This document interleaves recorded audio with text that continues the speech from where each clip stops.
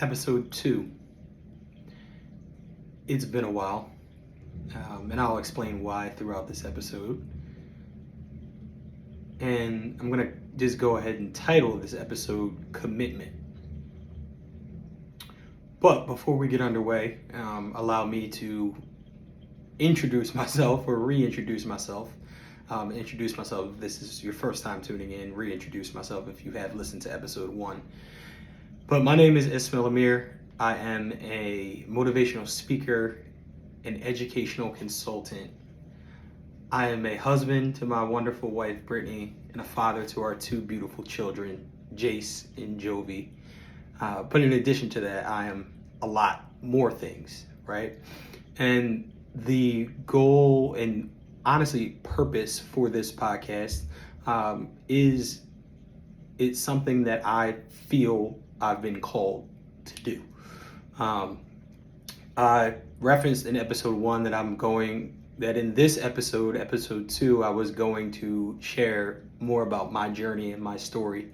And it has been a long time since I recorded episode 1 and episode 2. Quite honestly, I don't even remember at this point when exactly episode 1 was published.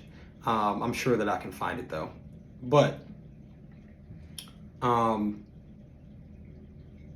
thank you for tuning in. The hope and overall backstory behind this podcast, the iAM Legendary podcast, is to have just genuine, authentic conversation. The podcast is called iAM Legendary because I genuinely believe that each and every one of us was born to be legendary. One of my favorite things to say is that we were not born to be average. We were born to be different. We were born to be legendary. And if I move my big old head, for those of you that are watching the video version, behind me is a sign that says legends never die. Quick shout out to my wife, my wonderful wife, Brittany, and one of her best friends, Rashawn, our children's godmother, affectionately known as Bobo, for helping bring this space to life. So again, for those of you that are watching, you can see in my background. For those of you that are listening, I'll describe it to you. There's 8 pictures hung up behind me on the wall. Only 4 of them are in focus or in frame. But there's a picture of Muhammad Ali above my head here, who's my favorite athlete of all time. Next to him is Malcolm X, who is just ultimately one of, if not the most influential historical figure, political historical figure that I've revered kind of growing up. Under Malcolm X is a picture of my grandfather, the late Ismail Amir, and then next to him is a picture of my family. And the word legendary means a lot to me. The 3 gentlemen that I referenced, Muhammad Ali, Malcolm X, and my grandfather, are no longer alive, right? They're no longer physically present on this earth. But the idea of being legendary to me is that when you live the life that you are supposed to live and you answer the call to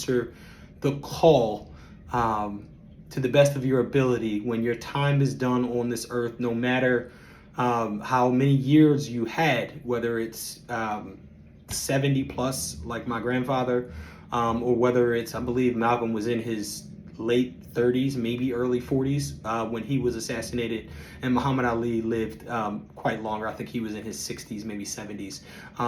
But my point is, when you answer the call and carry out the work that you're supposed to do, even when you're no longer physically here, you never actually perish. You never actually die, right? Because you are immortalized. You are a legend. People will continue to reference you, to honor you, and to revere you, and to look at you as kind of like a inspiration and, in a sense, a guiding light. And some of these, the 3 of those individuals have played that role for me. And then the picture of my family, right? While my family is here, I'm blessed to be able to engage and interact with them, my wife and our 2 children, on a daily basis. Everything that I do and that I'm aspiring to move towards and to be is to be that for my children, right? So that even when I'm no longer physically on this earth, that the lessons that I have been able to instill in them and to exemplify for them will be the legend and create the legend that will never perish or will never die. So with this podcast, as I continue to grow and continue to answer the call and do the work, this is a space for me to share and to be vulnerable and to be authentic. But in addition to that, the goal is just to spread light and spread positivity into this world. So to have authentic conversations with guests as time goes on, people that I believe through my interaction and my experiences with them are in a similar pursuit, right, of that legendary life, that legendary status, to just be all that we've been called to be, right? Like, we were not born to live average lives. We're born to be legendary. So thank you again for tuning in to episode 2. And I told you that this episode is called Commitment, right? I made a commitment to this podcast. I made a commitment to doing this work, to being authentic. And one of my favorite quotes or favorite lines about the word commitment comes from Inky Johnson, who's one of my favorite motivational speakers. And he talks about commitment boiling down to your ability to stay true to the thing that you said that you were going to do, even when the feeling that you felt when you first said it is no longer there. I'm gonna say that again, right?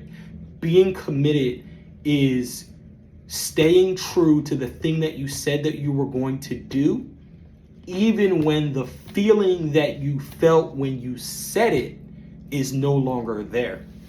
And that's something that quite honestly is a challenge. It's a challenge for me, and I would imagine it's a challenge for some of you as well, right?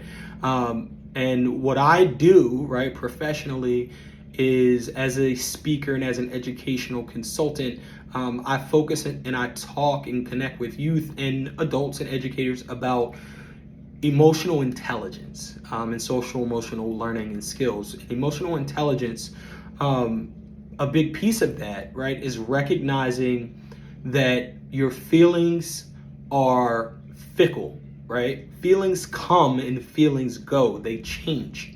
And feelings are important, right? And I'll have more conversation, kind of unpack that and get into that, as time goes on later down the line. But it's important for us to recognize that our feelings are not sound things to make and base our decisions off of. And I'm super guilty of it, right? It's a constant battle and constant struggle for me because, right, our feelings are real. Sometimes we don't feel like it. Sometimes we feel tired. Sometimes we're not feeling happy, or we're not feeling inspired, right? And a lot of times I can make my decisions based on my feelings.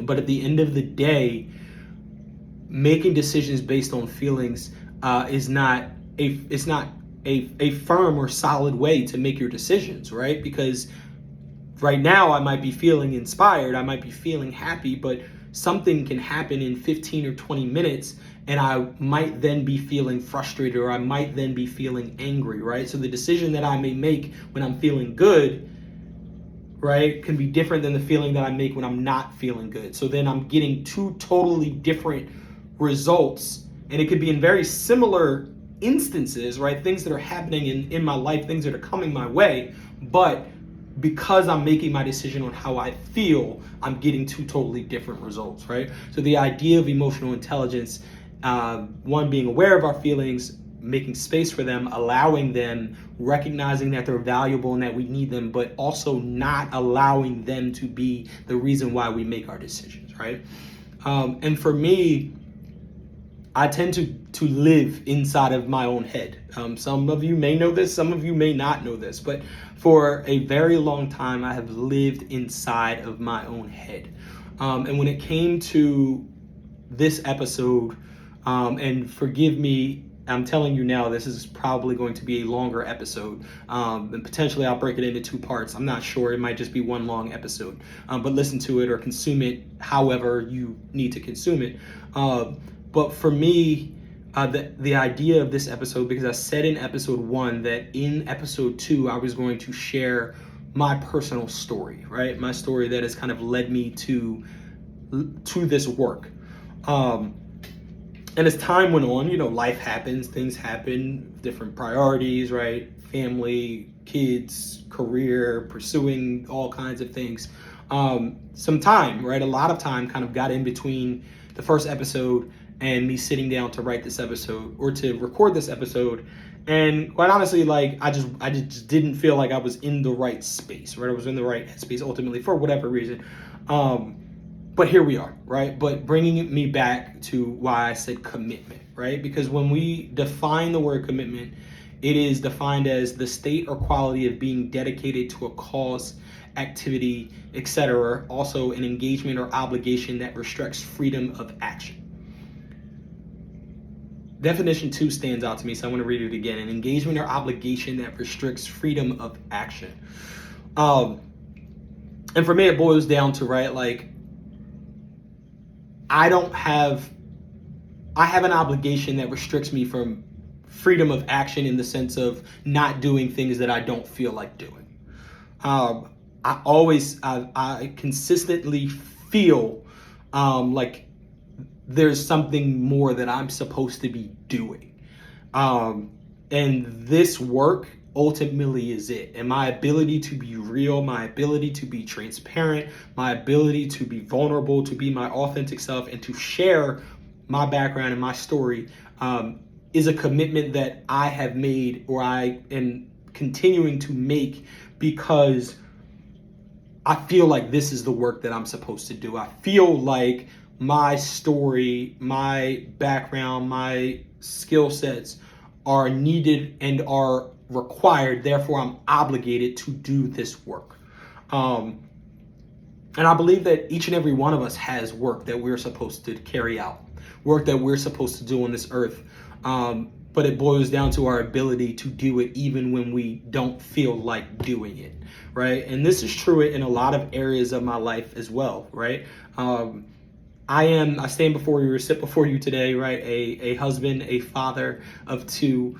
And quite honestly, there's nothing in this world that I take more pride in than being a husband and being a father. But it's not easy. And quite honestly, there are times, a lot of times, where I don't feel like being either, where I don't feel like being bringing my best committed version of myself in every second of my marriage. There are times where I don't feel like doing the father and doing the dad duties and responsibilities because I don't feel like it, right? Because it can be tiring and it can be mentally draining and exhausting and all of those things. But at the end of the day, I've made a commitment, right, that I am going to be the best father that I can be. I'm going to be the best husband to my wife that I can be.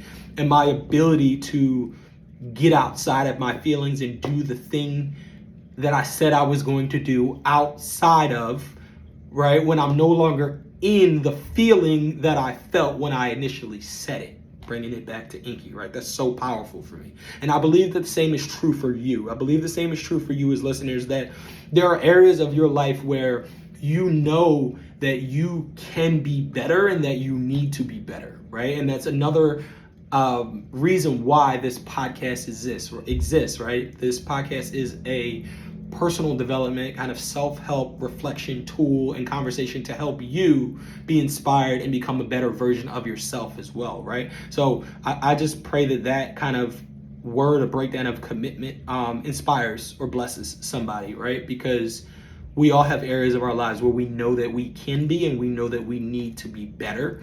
And I just want to be a blessing and be vulnerable and share and encourage you to know that so do I, right? And that we all have areas where we can be better. But my story, right? And what has kind of led me to this work. So I've told you guys already that I am a motivational speaker.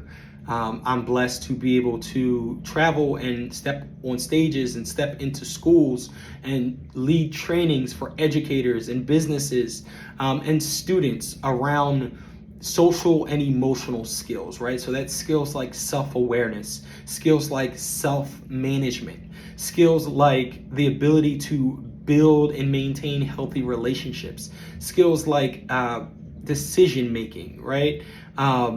Skills like resilience, right? Like, I'm so blessed and so grateful to have the opportunity to do the work that I do, because it's so important. I genuinely believe that schools and education as a whole really needs to zero in and make social and emotional learning a focus.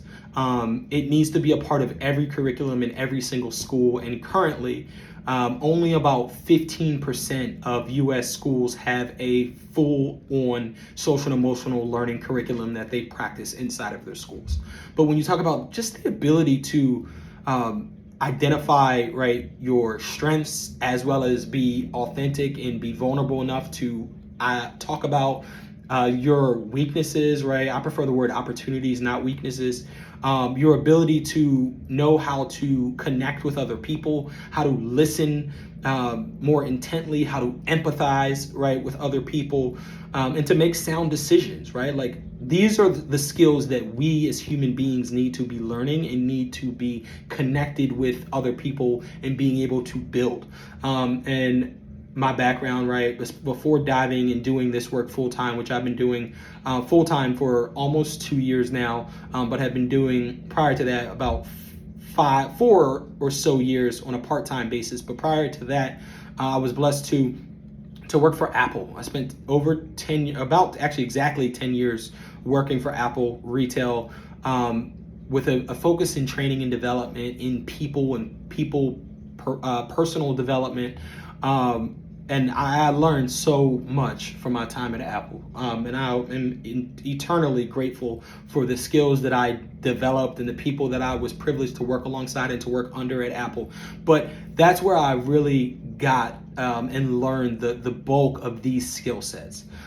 So I felt called, right? And during my time at Apple, I started delivering workshops at different universities. I was blessed to return to my alma mater, Westchester University, Ursinus University, and the Community College of Philadelphia, to lead these kinds of discussions and workshops with students. Specifically, started off with minority male Black men, right, Latino, Black and brown men, having these conversations and helping build these skill sets. But as time has evolved, right, I've been blessed to be able to now deliver these trainings for educators in the city of Philadelphia, through the Office of Children and Families, to go to different events like college tours and college campuses, Penn State, other schools and other places, to have these conversations and lead these conversations. And I genuinely believe that, right, everything that we've been through in our life is a part of our purpose. It's a part of who we're called to be and what we're called to do for this world. So even before, right, while I give a lot of emphasis and a lot of focus to my time at Apple for helping me cultivate these skills, this work is actually work that God has been grooming me for my entire life. And I genuinely know that to be true. So my story, right, I shared that I was going to give more about my background and my life story on this episode. And I'm privileged to be able to step on stages and share my story. But it's something that, quite honestly, is still a little bit raw for me, honestly, right? Like, regardless of the amount of times that I tell my story, it's still my life, and it's still raw, right? So it takes a level of authenticness and vulnerability for me to even feel comfortable doing this. And even when it comes to social media and Instagram and YouTube and all of this, that I've been learning and hearing for a while now, that I need to be more intentional about creating content, right? I'm quite honestly, I'm not the biggest fan of talking. I'm being real, right? A little crazy to think that I'm a motivational speaker, right? And I don't really like to talk. I don't really like to talk about me, honestly. And I'm not just overall not crazy about talking in general. I talk when I feel like there's something that needs to be said. And I've had that conversation, and thank you to my wonderful wife Brittany, who's kind of helped me understand and put it in that framework, right? That like there's nothing wrong with that, right? That like you don't need to feel bad that you're a motivational, inspirational speaker that's not crazy about talking. You only talk when you feel like that there's something that needs to be said, and that's okay. So for me, right, for as long as I can remember, from the moment I was born, my mother was sick. My mom dealt with physical as well as mental health issues for as long as I was alive, and she actually passed away about 3 weeks before my 5th birthday. And I, along with my brother, am actually the ones that actually discovered or found my mother the morning that she had passed away. Again, 3 weeks before my 5th birthday, right? So I was about 5 years old. But as time goes on, I'm 34 now, right? I turned 34 in January, so I'll be 35 in January of 2024. I'll be 35. So, as time has gone on, I've learned more about my mom and, from conversations with family and loved ones and so on and so forth, kind of get information. But for me, right, I don't have too many memories of my mother.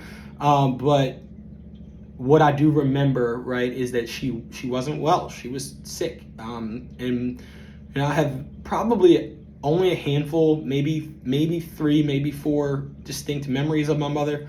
One of which is a day that she picked me up from school. I went to Ivy Leaf for preschool in like the Germantown area. Shout out to anybody that's listening or watching that went to Ivy Leaf. Maybe we went to school together.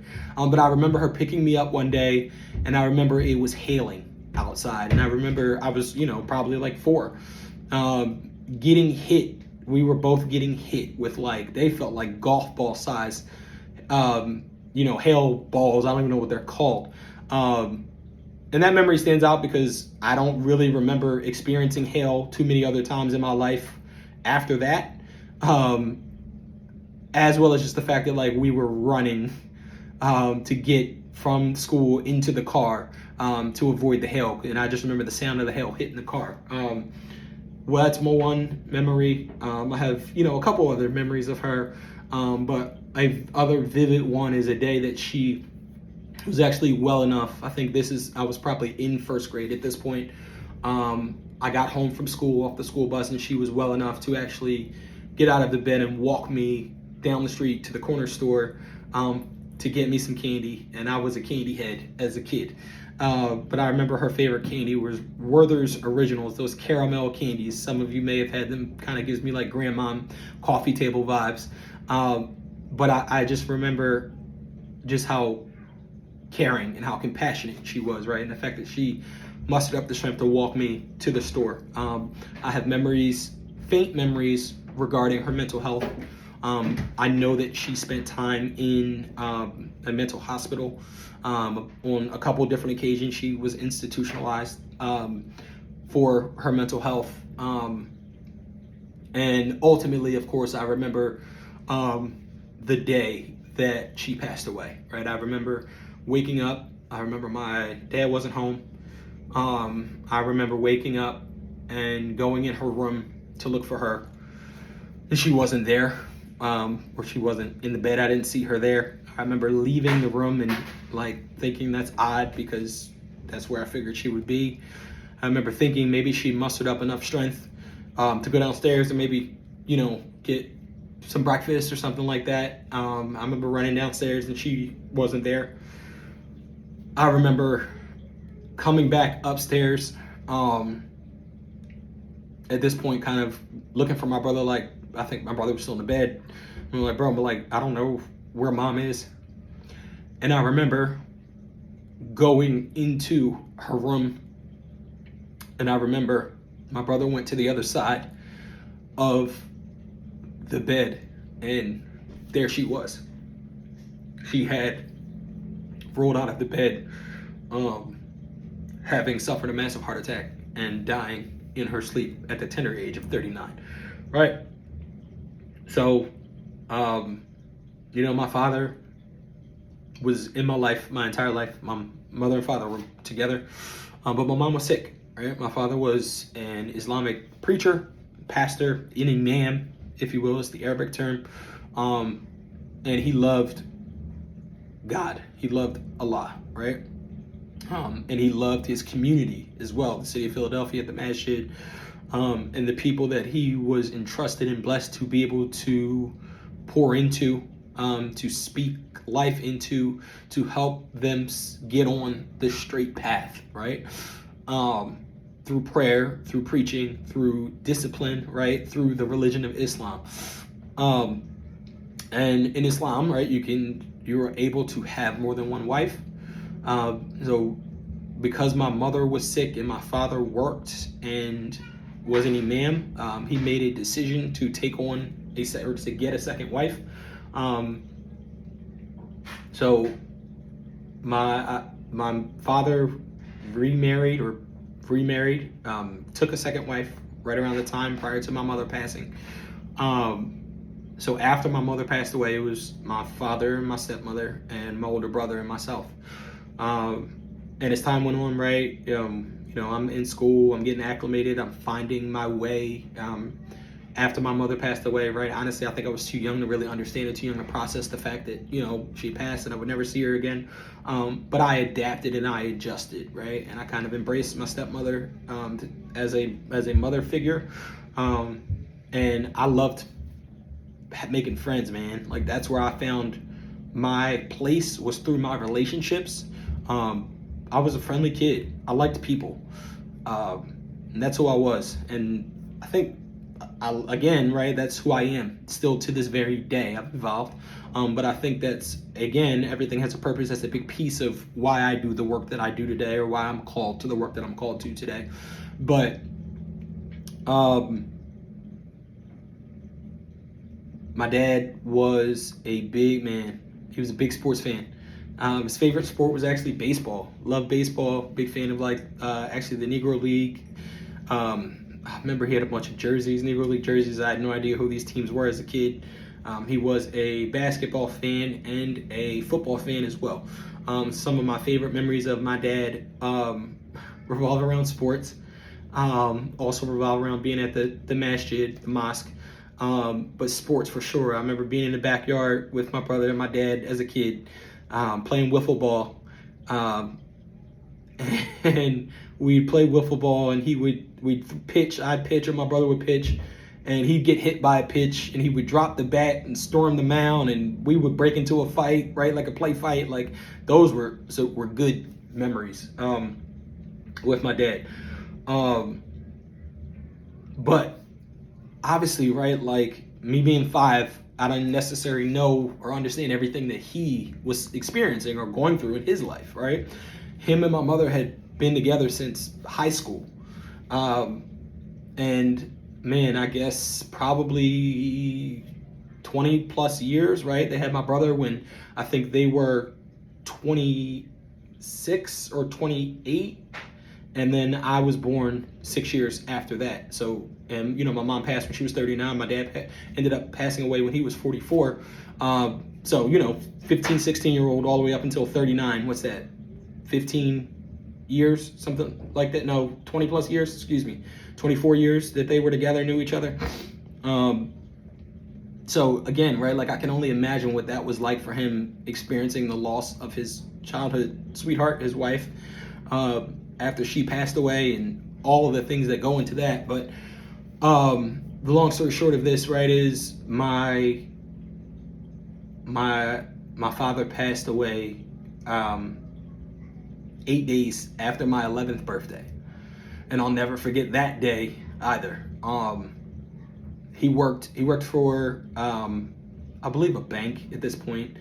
I know he worked in banking for a while. Again, he actually used to work for like Wells Fargo, Wachovia, First Union, right, when they were First Union, and he'd get club box seats to Sixers games, and right, a lot of big sports fan. A lot of my favorite memories revolve around sports with my dad.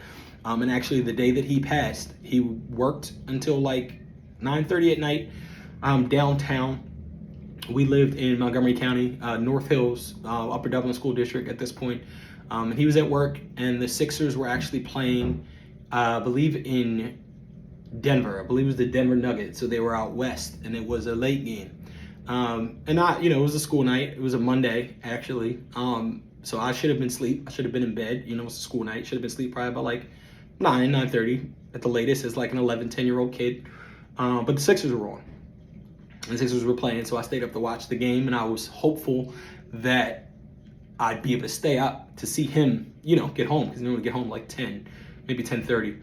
10 o'clock came, 10:30 came, and I'll never forget when the phone rang, and my stepmom, I'm in my bed, my brother's in his bed, we have bunk beds in our room, my stepmom's in her room. I'll never forget those screams, man. I'll never forget the screams. The yell when they called to inform my stepmother that my dad experienced a massive heart attack while waiting at the train station on his way home from work and passed away. I'll never forget that, right? So there I am, 11 years old, right? 8 days after my 11th birthday, lost my father, orphaned, technically, right? My stepmother would go on to raise me until, I went off to college, until the time I turned 18. She did her absolute best, right? She did her best. But, there's a lot there as well, being raised, by somebody that's not technically your parent. But she did her best. And I'm grateful for the role that she played and that she served in my life. But right, like, here I am again in 6th grade at this point. January 31st, 2000, my father passes away. I'm in 6th grade. So I'm doubling down, man. I'm leaning in on my friendships, on my relationships. Like I'm becoming more and more outgoing, attention seeking, class clown, fun guy, all of these kinds of things. And then 6th grade, 7th grade in the same school district. In 7th grade, my stepmom decides that we're gonna sell the house because she felt like we needed a fresh start. Just with a lot, having lost both my parents, living in that house. So we moved like one school district over to Abington as I head into 8th grade. 8th grade, I'm in a brand new school, right? Brand new school. When I tell you, for as long as I can remember, I've been a short kid. I've been the short guy. So I'll never forget that first day of school there. Short kid, but I'm outgoing, and I'm like, yo, I'm gonna make friends. Like, I'm gonna figure this thing out. Because I needed that, right? I needed those relationships. I needed to find identity in friendships. So, Abington High School, Abington Junior High School, 8th grade, 9th grade there, 10th grade in high school, 10th, 11th, 12th. Again, eternally grateful. I leaned in, man, built relationships, was the funny guy, the class clown, this, that, and the third. Built relationships, ended up, being like 10th grade vice president of the class and junior year president of the class, right? Everybody liked me not everybody, but a lot of people, right? Predominantly white school. I know how to connect, man. I know how to make friends. I know how to get to know people. I know how to listen. White, black, brown, it don't matter what color you are. Like, people is people, right? And again, fast forward to this day, that's a gift. But as I do remember being in 8th grade, right? First week at the school, I'm excited because this day actually is September. I'll give you the date in a second. It's supposed to be the first day of football tryout or football practice, excuse me. There was no trials. Everybody made the weight. The 7th and 8th, the 8th, the weight in overweight or whatever, weight and unweight team, football team, whatever. But I'm like, yo, like, I'm in the school now. I want to be an athlete. My dad, right? My brother was a big athlete in high school. He actually went on to get a partial scholarship to go play collegiate football, right? So I wanted to be nice. But man, I was little. But anyway, I'll never forget the day that it was supposed to be football practice. I was hyped. I was excited. This day ended up being September 11th, 2001. Football practice clearly got canceled. They didn't tell us what happened, but I do remember them towards the end of the school day coming on the PA system and telling everybody, oh, after school activities are canceled. Go home and turn on the news with your families. But I won't go in, neither here nor there, all the details, but it was a crazy day. I'll never forget that day, right? It's my first week inside of this school. But I'm grateful for my time, at Abington. Helped me build. I have friendships to this day. My best friend Rashad, right? My homie Perry. I've got friendships from Abington that will last the lifetime. So grateful for that. But again, right? So this is my backstory, kind of just my genesis, right? Like at this point, I'm in 8th grade and I'm Ismail Amir in this school, where at this point I'm just weird, looking for identity, feeling like I'm Muslim. I identified as Muslim at the time. I practiced Islam, but it was weird because I'm like, man, like Islam is being associated with terrorism, and it was just an interesting thing to have to navigate through school, right? Being Ismail Amir, being the Muslim kid. I didn't think I knew of any other Muslims in that school. Let alone for sure, I don't think any black Muslims in that school. Predominantly white school. There's a good black population, but like nobody in that school is Muslim. But I'm giving all of this, or I'm telling all of this, obviously because it's a big part of my identity, right? Kind of what has shaped and molded me into the person that I am and the work that I do today. Because a big piece of social emotional learning, of self-awareness, is about your identity. Who are you, right? How do you identify? And I think we live in a day and time where there's so much debate and controversy about identity, right? Whether it's sexual orientation, whether it's race, right? Gender, religion, all of these kinds of things that kids struggle with, right? And quite honestly, a lot of adults struggle with as well, struggle with identity. Who am I?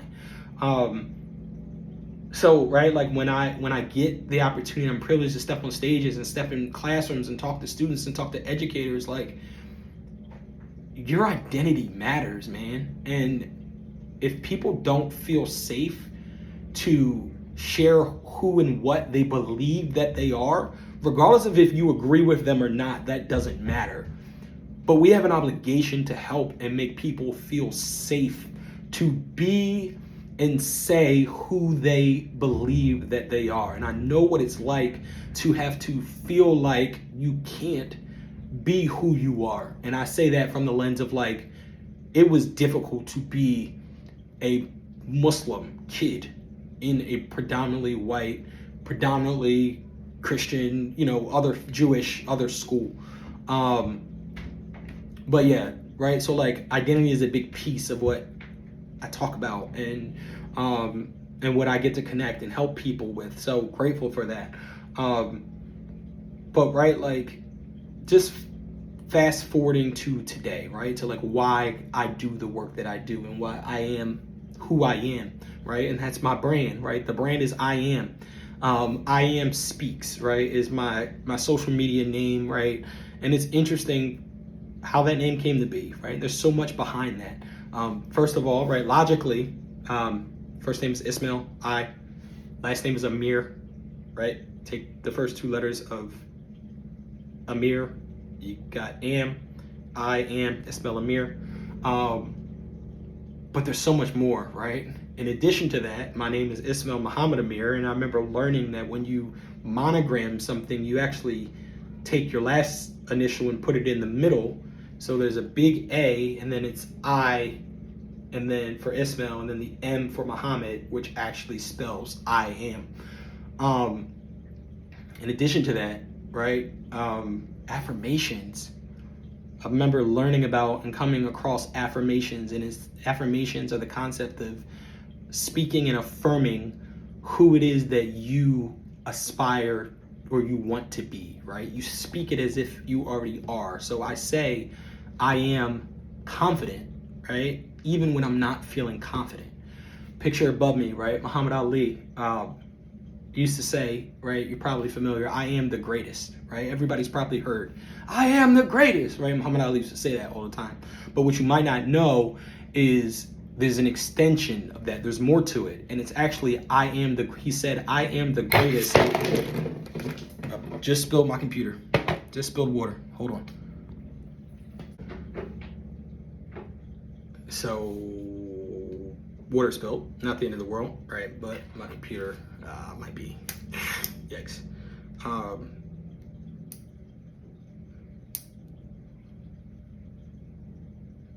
I am. Right?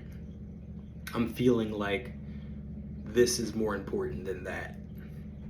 All right. Although I'm feeling money is a big cause of anxiety in my life right now. But I'm feeling like this is more important than that, right? And it is.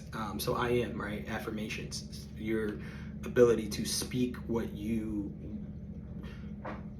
desire to be true, even before, right? So Muhammad Ali said, I am the greatest. I said it even before I knew I was, right? I am the greatest. I said it even before I knew I was, right? It's a psychological tool, right? If you tell yourself something long enough, you will believe for it to be true. And if you can then align your actions with that, then you have the ability to make that thing true, right? Jesus said, I am the Son of God, right? I am the way, the truth, and the life, right? It's an affirmation. And I believe that we are sons and daughters of God. And I believe that because we are sons and daughters of God, we are gods, right? Little gods, little g, I like to say, lowercase g, right? Because God made us in his image. He made us in his likeness. And if he made us like him, then what or who does that make us, right? And I've had to change my belief system. I told you guys I was born and raised Muslim, right? And Islam acknowledges Jesus, but doesn't believe that Jesus is the Son of God, right? They revere him as a prophet, as a messenger of God, but not God himself, right? That's where you have the distinction, the big distinction between Christianity and Islam. As Christians, right, we believe that Jesus is the Son of God, right? But that he also is God as well. And this has been, man, a big struggle for me, right? Having to reprogram my own beliefs, right? I had to change my beliefs. But I believe that we are, right? Just as Jesus is the Son of God, as he was born to a virgin, right? Impregnated with the Holy Spirit, right? Not that God physically had sex, right? But that God gave Mary the ability, right, to miraculously be pregnant and give life to his son as a representation, right? A representation that, hey, this is my son, right? Because he doesn't have a biological father. He's the only one that came without a biological father, right? So here's an example. He is my son. And I sent him here, excuse me. I sent him here and to die on the cross. And then to come back to life 3 days later so that you may know that you too have eternal life, that you too do not and will not die, right? As long as you believe. As long as you believe, right? And it's this idea. It brings me back to this, right? To be legendary is that even when my physical time on this earth is over, my spirit will live on, right? My spirit continues to live. The lessons, the behaviors, the way that I carried myself, the way that I was a model and example for my wife and for my children, that doesn't die, and therefore I don't die. Real quick, I remember being in Mexico for my homie Perry's wedding. I was there with my wife, and my wife at this point it was November of 2018, and our son was due January of 2019. So she's 7 months pregnant. And I remember being in Mexico with my wife for this wedding, and it was absolutely beautiful. The best resort that I've ever stayed at. They wait on you hand and foot. Absolutely beautiful. It was incredible. And we were having such an incredible time together. And I remember being on the balcony, and I remember just crying. And my wife is like, "What's wrong? Why are you so upset?" And I'm like, I feel like I have everything that I could ever want right now. I felt like I could snap my fingers and that people would bring me whatever they wanted, whatever I wanted to eat, to drink, and it was just beautiful. Everything that I saw in front of me was absolutely beautiful. And I'm looking at my wife who's carrying my son, right? She's beautiful. And she's carrying my son. And I'm like, man, life is I have everything that I could possibly want. But they're not here. And I remember saying that to her. I said, but they're not here. And she said, they're here, right? And it was in that moment that I just felt this overwhelming sense of presence. Like, it kind of felt like my parents were reaching out and giving me a hug, right? And the fact that they were on my mind in that moment, right, when I felt like I was in paradise, the fact that they were on my mind served as confirmation for me that they were present, right? And that's my point again, right? Is like, we live forever. But at the end of the day, and again, to bring this full circle, and I'm getting ready to wrap this episode, to bring this full circle is just that I feel like this podcast and these conversations are needed, because life isn't pretty all the time. And it's something that I hate, honestly, about social media, about the world that we live in, is that we live in like a highlight tape world. But life isn't like that, right?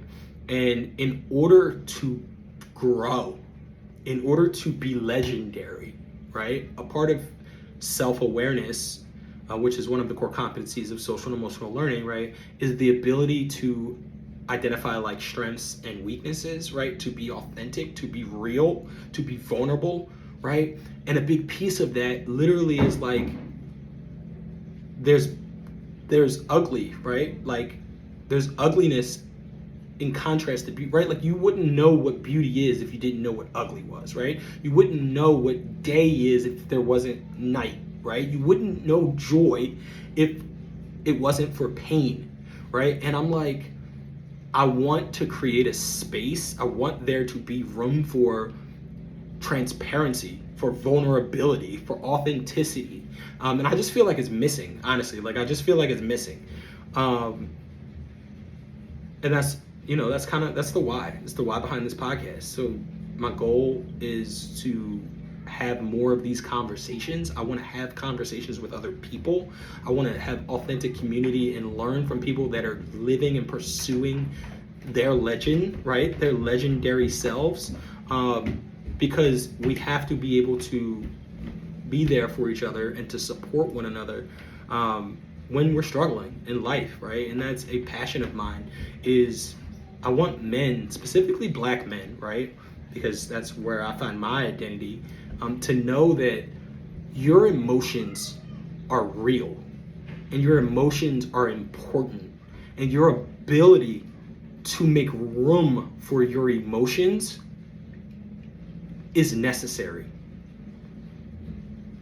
And I want men, Black men, men in general, to know that your feelings are important, right? I talked earlier about not making your decisions based on your feelings, but 9 out of 10, 90% of people make their decisions based on their emotions. 90% of people make their decisions based on their emotions, and I truly believe that that is why most people are average. Most people are average because they make their decisions based on how they feel. But our problem, right, a lot of times as men and in the Black and brown communities, is that we've been told that we're not supposed to feel. So then we believe that we're not supposed to feel, but we're actually out here making our decisions based on how we feel. And again, right, one minute we make this decision because we're feeling this way, and a different feeling in a different time, we're gonna make a totally different decision. Feelings are important. Learning to make room for your feelings, right? To be able to sit with them, and then to not make your decisions based on them, but to allow them to be there, anyway is crucial for success. I was at a conference a couple weeks ago, and one of the speakers, her name was Jen Gottlieb, and she talked about putting fear in the passenger seat of the car. And I thought it was so strong because I'm someone that tends to make a lot of my decisions based on based out of fear, right? Because I feel like I have a lot of trauma from my life, right? Like, so a lot of times subconsciously I'm making decisions based on what I mean by fear is I make decisions based on what I don't want, right? As opposed to making decisions, being concrete and being steadfast and making decisions based on what I do want, right? But she talked about like how she experienced fear a lot of times and still does. And for a while, right, she would let fear drive. She wouldn't do certain things because she was afraid. But she said she got to a point where she's like, no, I don't tell fear that they can't be here because fear exists. You exist. You're allowed to be here. But I want you, fear, to know that you're going to sit in the passenger seat and I'm going to drive. And we're going to drive towards that thing anyway. And she said, and fear, you're allowed to yell and scream and make all the noise that you want as we drive towards that thing, but you need to sit in the passenger seat because you are not the driver. I am the driver. When she said it, I was like, man, that's so powerful, right?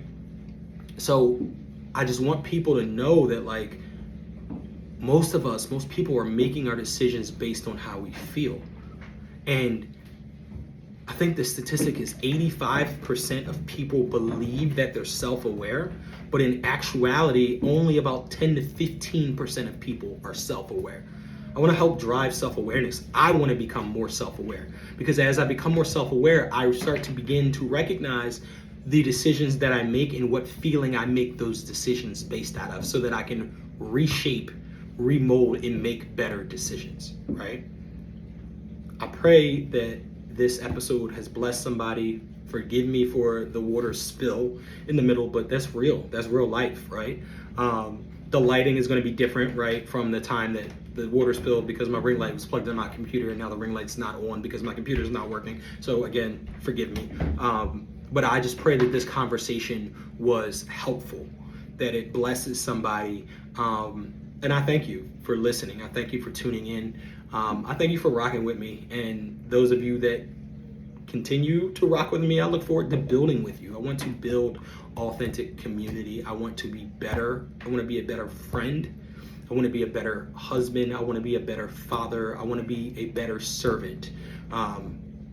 And I'm blessed and grateful for those of you that rocked and listened to this whole or watched this whole episode. That means you bang with your boy. I love you and I'll holler at you soon. Peace.